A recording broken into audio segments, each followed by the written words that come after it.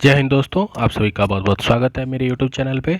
मैं आप सभी को बता देना चाहता हूँ कि मैं आपको एनसीईआरटी जो प्रैक्टिस सेट है वो करा रहा हूँ और मैं अभी पॉलिटी की क्लासेस स्टार्ट की है मैंने। तो इसमें आपको क्लास 6 से लेकर 10th 12th तक एनसीईआरटी प्रैक्टिस सेट मिलेगा और ये डेली क्लासेस होती हैं, तो आप इसे ज़रूर फॉलो करें।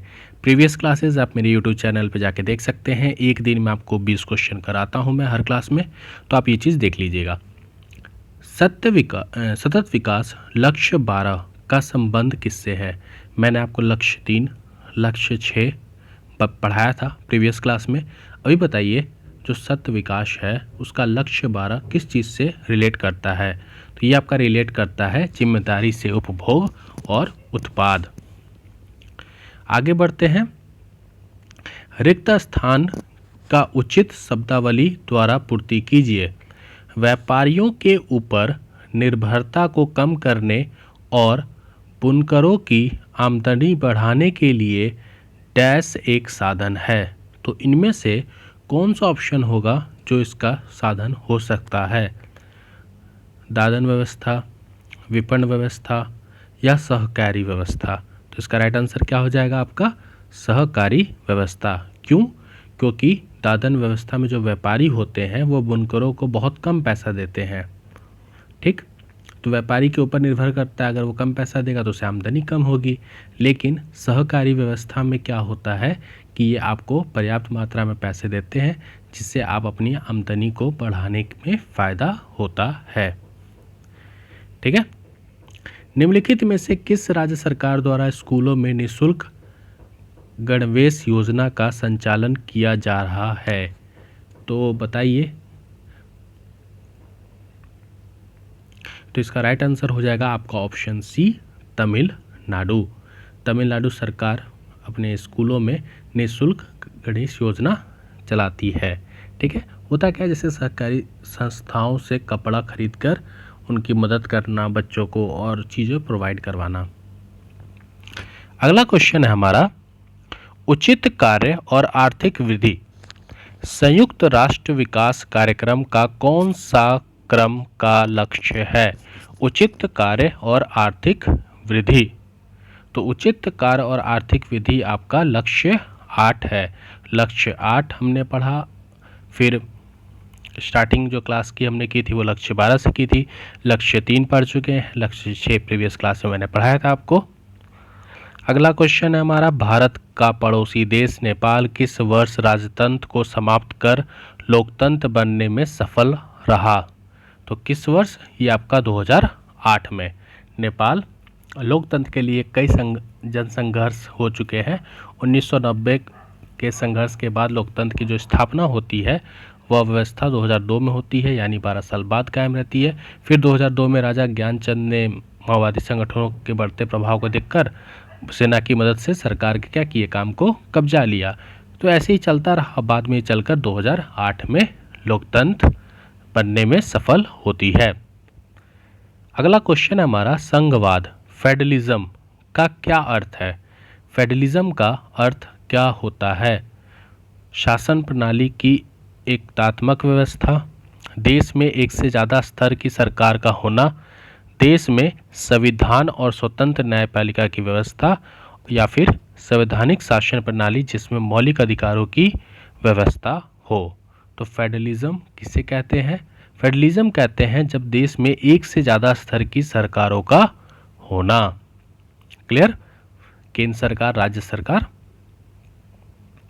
अगला क्वेश्चन है हमारा, असर्शन और रीजन से है। तो चलिए पहले पढ़ते हैं। बाबा साहेब डॉक्टर भीमराव अंबेडकर को भारतीय संविधान का पिता कहा जाता है। क्या ये बात कथन सही है? हाँ, ये कथन सही है। डॉक्टर बी आर अम्बेडकर का विश्वास था कि संविधान सभा में उनकी हिस्सेदारी से अनुसूचित जातियों को संविधान के प्रारूप में कुछ सुरक्षात्मक व्यवस्था मिली है। ये बात भी एकदम सही है। डॉक्टर बी आर अम्बेडकर का ये विश्वास था कि उन संविधान सभा में जब उनकी हिस्सेदारी होगी तो उनसे जो अनुसूचित जातियां हैं उनको कुछ सुरक्षात्मक व्यवस्था मिलेंगी। लेकिन ये इसका रीज़न सही नहीं बता रहा है। क्यों? क्योंकि वहाँ पर वो बात किया जा रहा है आपका संविधान के पिता, और यहाँ पे बात किया जा रहा है अनुसूचित जाति की। ऑप्शन बी हो जाएगा आंसर इसका, ऑप्शन बी। अगला क्वेश्चन है हमारा, संविधान सभा द्वारा सार्वभौमिक वयस्क मताधिकार के सिद्धांत को स्वीकृत किए जाने पर निम्नलिखित वक्तव्य किनके द्वारा दिया गया है। अच्छा, ये आपका सेंटेंस है, स्टेटमेंट है, ये बताइए किसके द्वारा दिया गया है। यह कदम आम आदमी और लोकतांत्रिक शासन की सफलता में गहरी आस्था का द्योतक और इस विश्वास पर आधारित है कि वयस्क मताधिकार के जरिए लोकतांत्रिक सरकार की स्थापना ज्ञानोदय लाएगी और यह आम आदमी के कुशल क्षेम, जीवन स्तर, सुविधा और बेहतर जीवन स्थिति को प्रोत्साहन देगी। ये सेंटेंस किसके थे? तो ये सेंटेंस थे A.K. अय्यर जी के। क्लियर। अगला क्वेश्चन है हमारा, भारतीय संविधान के अंतर्गत मौलिक अधिकारों की व्यवस्था का सही क्रम को निर्धारित कीजिए। आपको इसमें बताना है कि सही क्रम कौन सा होगा।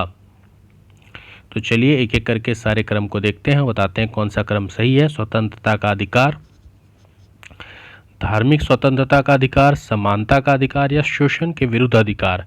तो स्वतंत्रता का अधिकार तो पहले नहीं होगा, तो ये तो आपका गलत हो गया, क्योंकि भारतीय संविधान के उल्लिखित मौलिक अधिकारों में से कुछ ऐसे अधिकार हैं जिनमें सबसे पहले है समानता का अधिकार, स्वतंत्रता का अधिकार, शोषण के विरुद्ध अधिकार, धार्मिक स्वतंत्रता का अधिकार। तो सबसे पहला क्या है? समानता का अधिकार, मतलब कानून की नज़रों में सभी लोग समान हैं। स्वतंत्रता का अधिकार, इसके अंतर्गत आपको भाषण देने की स्वतंत्रता है, सभा संगठन बना सकते हैं आप। शोषण के विरुद्ध अधिकार ये कहता है कि आप जबरी श्रम, जो 14 वर्ष से कम उनके बच्चे उन्हें मजदूरी पर नहीं रख सकते, उनका शोषण नहीं कर सकते हैं। और धार्मिक स्वतंत्रता का अधिकार कहता है कि सभी नागरिकों को पूरी धार्मिक स्वतंत्रता दी गई है, वो अपनी इच्छा और अपने धर्म को अपना सकते हैं, उनका प्रचार प्रसार कर सकते हैं। क्लियर। बाकी संवैधानिक उपचार का अधिकार भी दिया गया है। किसी नागरिक को अगर ये लगता है कि राज्य सरकार उसके मौलिक अधिकारों का उल्लंघन कर रही है, तो वो इस अधिकार के थ्रू कोर्ट जा सकता है। भारतीय संविधान सभा की जो अंतिम बैठक थी, ये कब हुई थी? तो ये बैठक हुई थी आपकी 24 जनवरी 1950 को। ठीक है, 24 जनवरी 1950 को इसकी अंतिम बैठक हुई थी, जिस पे हस्ताक्षर हुआ था और प्रधानमंत्री जवाहरलाल नेहरू ने इस पर सिग्नेचर किया था। अगला क्वेश्चन है हमारा, यदि भारत में किसी राज्य का कोई नेता दूसरे राज्य के लोगों को अपने राज्य में काम करने से रोकता है, तो वह कौन से मौलिक अधिकारों का उल्लंघन करता है? तो बताइए इसका राइट आंसर क्या हो जाएगा? तो वह हमारे स्वतंत्रता का अधिकार का उल्लंघन करता है, क्योंकि स्वतंत्रता का अधिकार क्या कहता है कि हम किसी भी अभिव्यक्ति, भाषण की स्वतंत्रता, संगठन बनाने की स्वतंत्रता, देश के किसी भी भाग में जाके रहने, खाने पीने की स्वतंत्रता या कारोबार करने का अधिकार शामिल है। तो ये आपकी स्वतंत्रता का अधिकार का उल्लंघन करता है। रिक्त स्थान की पूर्ति उचित शब्दावली के आधार पर कीजिए। राज्य एक ऐसी राजनीतिक संस्था होती है जो निश्चित भूभाग में रहने वाले लोगों को प्रतिनिधित्व करती है। तो राज्य एक ऐसी राजनीतिक संस्था होती है जो निश्चित भूभाग में रहने वाले गैर संप्रभु नहीं, वयस्क नहीं, संप्रभु या नागरिक लोगों के प्रतिनिधित्व करती है। तो राज्य शब्द का अक्सर इस्तेमाल किया जाता है, इसमें आपका हो जाएगा आंसर संप्रभु होना चाहिए। संप्रभु होना चाहिए कि संप्रभु लोग जो होते हैं उनका प्रतिनिधित्व करती है। तो मुझे ऑप्शन ए लग रहा है, बाकी आप इस क्वेश्चन को एक बार थोड़ा देख लीजिएगा। अगला क्वेश्चन है हमारा, निम्नलिखित कथनों पर विचार कीजिए। भारत एक धर्मनिरपेक्ष राज्य है, ये कथन सही है। भारत में कुछ खास धार्मिक समुदायों को विशेष छूट दी गई है, तो ये भी कथन आपका सही है, मतलब ऑप्शन सी 1 और 2। फिर से एसेसन और रीजन दिया हुआ है। तो भारतीय धर्मनिरपेक्षता और अमेरिकी धर्मनिरपेक्षता के बीच एक अहम अंतर है। भारतीय धर्मनिरपेक्षता में राज्य का धार्मिक मामलों में हस्तक्षेप करने की छूट दी गई है। कह रहा है भारत में जो धर्मनिरपेक्षता है और अमेरिका में जो धर्मनिरपेक्षता है उसमें एक अंतर है, और वह अंतर ये है कि भारत में जो धर्मनिरपेक्षता है उसमें राज्य को धार्मिक मामलों में हस्तक्षेप करने की छूट दी गई है। क्या ये कथन सही है? तो ये कथन सही है, ऑप्शन ए हो जाएगा। ठीक है, आगे बात करते हैं। अमेरिका के सरकारी स्कूलों के ज़्यादातर बच्चे सुबह सबसे पहले किस बात की शपथ लेते हैं? तो वो वहाँ की शपथ लेते हैं वफादारी की। ठीक है, प्लेज ऑफ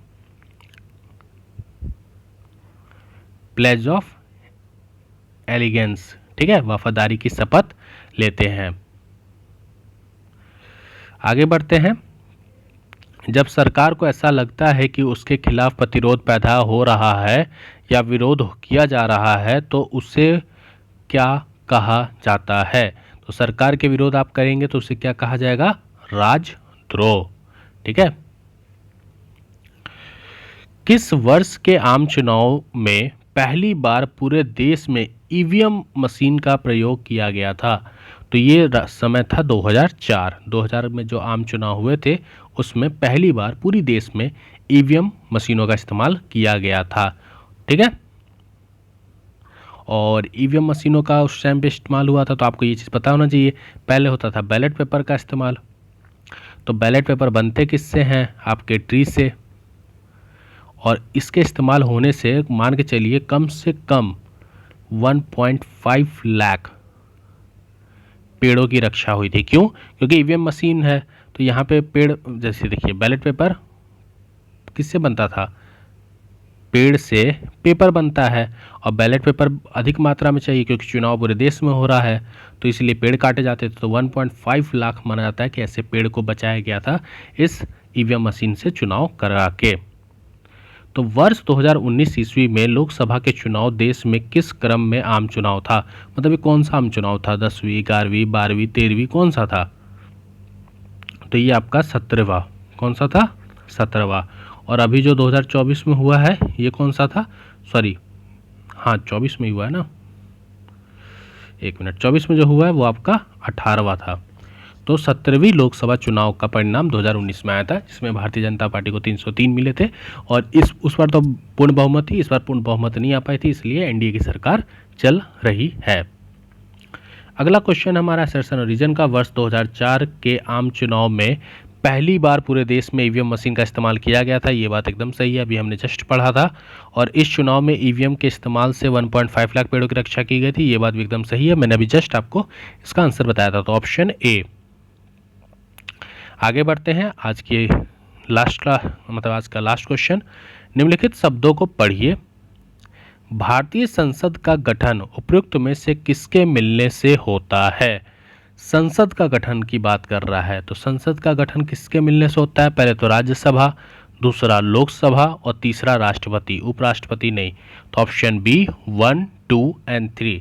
भारतीय संसद में राष्ट्रपति और 2 सदन होते हैं जिसे हम राज्यसभा और लोकसभा कहते हैं। लोकसभा चुनाव के बाद संसद को एक सूची बनाई जाती है जिससे पता चलता है कि राजनीतिक दल कितने संसद हैं और किसकी सरकार बनाई जा रही है। लोकसभा में टोटल 5 कितने सीट हैं आपकी लोकसभा में? 543 निर्वाचित सदस्य हैं, 2 को मनोनीत सदस्य किया जाता है। ठीक है, बाकी आपका 272 से जिसको ज़्यादा सीट मिलेगा उसकी बहुमत होती है, या फिर गठबंधन सरकार अपना राजनीतिक दल बनाते हैं, और जो नहीं बना पाते वो विपक्ष का रोल निभाते हैं। क्लियर? तो आई होप आपको क्लासेस अच्छी लग रही हो, आपको क्लासेस समझ आ रही हो। जिसको ना समझ आ रहा हो या कोई प्रॉब्लम हो तो कृपया करके कमेंट जरूर करें, मैं रिप्लाई ज़रूर करूँगा।